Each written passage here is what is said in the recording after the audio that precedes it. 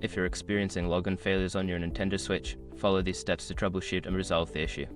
This guide will help you get back to gaming in no time. Step 1. Check internet connection. Ensure that your Nintendo Switch is connected to the internet.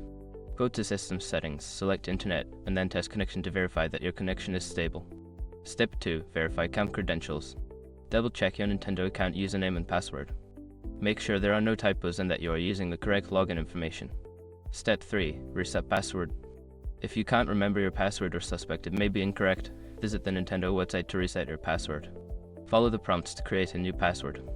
Step 4. Update system software. Make sure your Nintendo Switch is running the latest system software.